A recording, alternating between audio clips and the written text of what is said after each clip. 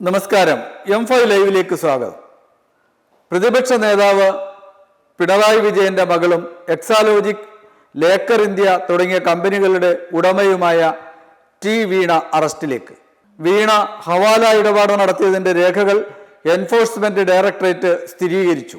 ഈ സാഹചര്യത്തിൽ വീണ്ടും ചോദ്യം ചെയ്യാൻ വിളിക്കും എന്നും അതിനോടൊപ്പം അറസ്റ്റ് ഉണ്ടാകുമെന്നുമാണ് സൂചന. മുൻ മുഖ്യമന്ത്രിയും CPM പോളിറ്റ് ബ്യൂറോ അംഗവുമായ പിണറായി വിജയനും മകളും മരുമകനും മുൻ മന്ത്രിയും CPM നേതാവുമായ മുഹമ്മദ് റിയാസും ഉൾപ്പെട്ട കേസായതുകൊണ്ട് യാതൊരുവിധ പിഴവുമില്ലാതെ അന്വേഷണം കൊണ്ടുപോകണമെന്ന് എൻഫോഴ്സ്മെന്റ് ഡയറക്ടറേറ്റ് അന്വേഷണ സംഘത്തിന് നിർദ്ദേശം നൽകിയിട്ടുണ്ട്. 2 ആഴ്ച മുമ്പ് എൻഫോഴ്സ്മെന്റിന്റെ സ്പെഷ്യൽ ഡയറക്ടർ പ്രശാന്ത് കുമാർ കൊച്ചിയിലെത്തി കേസിന്റെ പുരോഗതിയും രേഖകളും വിലയിരുത്തിയിരുന്നു. പിണറായി വിജയന്റെ തിരുവനന്തപുരത്തെ വസതിയിൽ നടത്തിയ റെയ്ഡിൽ കണ്ടെത്തിയ ചുവന്ന ചട്ടയുള്ള ഡയറിയിലെ കുറിപ്പുകളും പണമിടപാട് സംബന്ധിച്ച രേഖകളും എൻഫോഴ്സ്മെന്റ് പിടിച്ചെടുത്ത ഐഫോണിലെ വിവരങ്ങളുമാണ് നിർണായകമായത്. രേഖകളുടെ വിശദാംശങ്ങളും അന്വേഷണത്തിന്റെ സൂചനകളും എൻഫോഴ്സ്മെന്റ് ഡയറക്ടറേറ്റ് തന്നെ പത്രക്കുറിപ്പിൽ വിശദീകരിച്ചത് പൂർണ്ണമായും സുതാര്യമായ അന്വേഷണം ഉറപ്പാക്കാനാണെന്നാണ് സൂചന. ഉന്നത രാഷ്ട്രീയ നേതാക്കൾ കൂടി ഉൾപ്പെട്ട കേസായതുകൊണ്ട് ഏതെങ്കിലും തരത്തിലുള്ള രാഷ്ട്രീയ വിരോധം തീർത്തു എന്ന ആരോപണം ഉണ്ടാകരുതെന്ന് അന്വേഷണ ഏജൻസിക്ക് നിർബന്ധമുണ്ടെന്നാണ് സൂചന. വീണ ദുബായിലേക്ക് 3.49 ലക്ഷം ദിർഹം, ഏതാണ്ട് 85 ലക്ഷം രൂപ കൈമാറിയെന്ന കുറിപ്പ് ഡയറിയിൽ നിന്ന് ലഭിച്ചതായി എൻഫോഴ്സ്മെന്റ് വ്യക്തമാക്കിയിരുന്നു. ഇതിനോടൊപ്പം 20 കോടിയിലേറെ രൂപയുടെ ഇന്ത്യൻ കറൻസിയിലുള്ള ഇടപാട് നടന്നതായും വീണയുടെ കൈപ്പടയിലുള്ള കുറിപ്പിൽ ഉണ്ട്. ഇന്റർനെറ്റ് വഴി ടെലിഫോണിൽ സംസാരിക്കാൻ വേണ്ടി വീണ ഉപയോഗിച്ചിരുന്ന സിം മുഹമ്മദ് റിയാസിന്റെ സുഹൃത്തിൻ്റെതാണെന്ന് കണ്ടെത്തിയിട്ടുണ്ട്.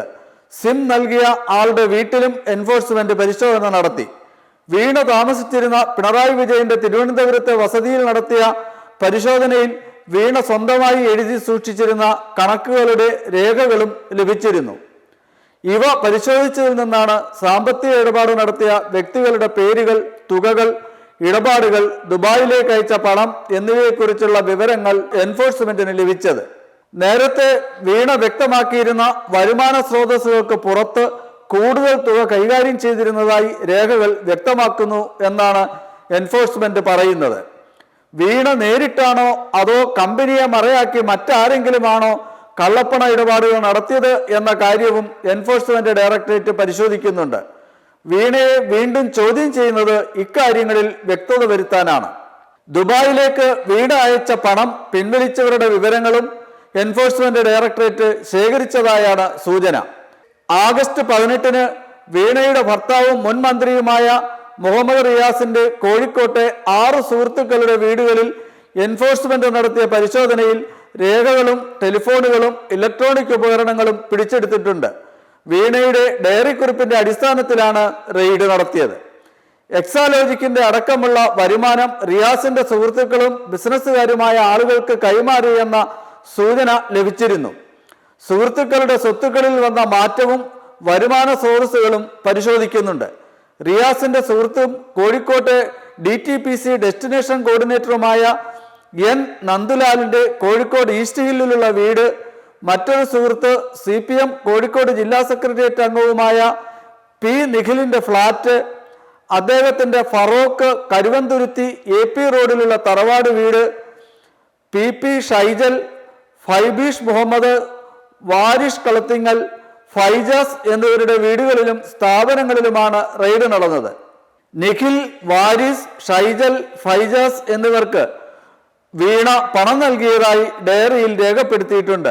ഡയറി കുറിപ്പ് മാത്രം വെച്ച് കേസെടുക്കാനോ ശിക്ഷിക്കാനോ ആവില്ല എന്ന ജെയിൻ ഡയറി കേസിലെ സുപ്രീം കോടതി വിധിയനുസരിച്ച് മുന്നോട്ടു പോയാൽ ബുദ്ധിമുട്ടാകുമെന്ന് എൻഫോഴ്സ്മെന്റ് ഡയറക്ടറേറ്റിന് അറിയാവുന്നതുകൊണ്ട് ഹവാല ഇടപാടും കള്ളപ്പണം വെളുപ്പിക്കൽ ഇടപാടും ആണ് കാര്യമായി കേന്ദ്രീകരിച്ചിരിക്കുന്നത്. വിദേശ നാണ്യ വിനിമയ ചട്ട ലംഘനം ഉണ്ടെന്ന് രേഖകൾ വഴി ഉറപ്പായതോടെ ഫെമ നിയമമനുസരിച്ച് തന്നെയായിരിക്കും തുടർ നടപടികൾ എന്നാണ് കേന്ദ്ര ഏജൻസികളിൽ നിന്ന് ലഭിക്കുന്ന സൂചന. കൊച്ചി മിനറൽസ് ആൻഡ് റൂട്ടൈൽസ് ലിമിറ്റഡിന്റെ ഉടമയായ ശശിധരൻ കർത്ത എക്സാലോജിക്കിന് എന്ന പേരിൽ വീണയ്ക്ക് നൽകിയ 2.78 കോടി രൂപ എവിടെ ചെലവഴിച്ചു എന്നതിനെ അടിസ്ഥാനമാക്കിയാണ് നേരത്തെ വീണയെ ചോദ്യം ചെയ്തതും അന്വേഷണം കേന്ദ്രീകരിച്ചിരുന്നതും. ഈ പണം വിദേശത്തേക്ക് അയച്ചു എന്നതിൻ്റെ രേഖകൾ ലഭ്യമായതാണ് വീണയ്ക്ക് പ്രധാനമായും കുരുക്കായത്. നന്ദുലാലിന്റെ പേരിലുള്ള സിമ്മാണ് വീണ ഉപയോഗിച്ചിരുന്നത്. വീണയും റിയാസും ആവശ്യപ്പെട്ടിട്ടാണ് സിം വാങ്ങി നൽകിയതെന്ന് നന്ദുലാൽ എൻഫോഴ്സ്മെന്റ് ഡയറക്ടറേറ്റിന് മൊഴി നൽകിയിട്ടുണ്ട്. പിണറായി വിജയന്റെ വസതിയിൽ മെയ് 27 നടത്തിയ റെയ്ഡിൽ പിടിച്ചെടുത്ത ചുവന്ന പുറംചട്ടയുള്ള ഡയറിയിലെ ആദ്യത്തെ 9 പേജുകളിലാണ് വീണ പണം ഇടപാടുകളുടെ വിവരങ്ങളും പണം കൈപ്പറ്റിയ സ്ഥാപനങ്ങളുടെയും വ്യക്തികളുടെയും പേരുകളും മറ്റും രേഖപ്പെടുത്തിയിരുന്നത്. പുതിയതായി കണ്ടെത്തിയ രേഖകളുടെ കൂടി അടിസ്ഥാനത്തിലാണ് വീണ്ടും വീണയെ ചോദ്യം ചെയ്യുക. അത് അറസ്റ്റിലേക്കും സ്വത്തുക്കളുടെ കണ്ടുകെട്ടിലേക്കും നയിക്കും എന്നാണ് സൂചന. അതേസമയം തന്നെ വീണയുടെ പങ്കാളിത്ത ഉടമസ്ഥതയിൽ കോഴിക്കോട് പ്രവർത്തിക്കുന്ന ലേക്കർ ഇന്ത്യ കോർപ്പറേഷൻ എന്ന സ്ഥാപനം ഒരു കടലാസ് സ്ഥാപനം മാത്രമാണെന്നും ബിനാമി ഇടപാടുകൾക്ക് മറപിടിക്കാനുള്ളതാണെന്ന സൂചനയും അന്വേഷണ ഏജൻസികൾക്ക് ലഭിച്ചിട്ടുണ്ട്. ഒരു വാടക കെട്ടിടത്തിന്റെ മുകൾ നിലയിലെ ഒറ്റമുറിയിൽ വെള്ളക്കടലാസിൽ പേരെഴുതി ഒട്ടിച്ച നിലയിലാണ് പഞ്ചായത്തിന്റെ ലൈസൻസ് അടക്കമുള്ള ആധികാരിക രേഖകൾ ഒന്നുമില്ലാതെ സ്ഥാപനം പ്രവർത്തിക്കുന്നത്. കെട്ടിടം ഉടമ മുഹമ്മദ് അലി എന്ന ആളെയും എൻഫോഴ്സ്മെന്റ് ചോദ്യം ചെയ്ത് വിശദാംശങ്ങൾ ശേഖരിച്ചിട്ടുണ്ട്. ലേക്കർ ഇന്ത്യയുടെ അക്കൗണ്ടിലുള്ള 15 ലക്ഷത്തിലേറെ രൂപ എൻഫോഴ്സ്മെന്റ് ഡയറക്ടറേറ്റ് മരവിപ്പിച്ചിട്ടുണ്ട്.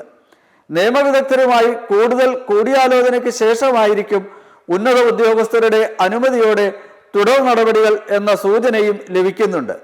കേരളത്തിലെ ഇത്രയും ഉന്നതനായ ഒരു നേതാവിന്റെ മകളും മറ്റൊരു നേതാവിന്റെ ഭാര്യയുമായ വനിത അഴിമതി കേസിന്റെ പേരിൽ കുടുങ്ങുന്നത് കേരളത്തിന്റെ ചരിത്രത്തിൽ തന്നെ ആദ്യമാണ്. മെമ്പർമാരുടെ നിക്ഷേപങ്ങൾക്ക് ഉയർന്ന ലാഭവിഹിതം നൽകുന്ന കേന്ദ്ര സർക്കാർ സഹകരണ registered society Bharat Lajna multi state housing cooperative society limited.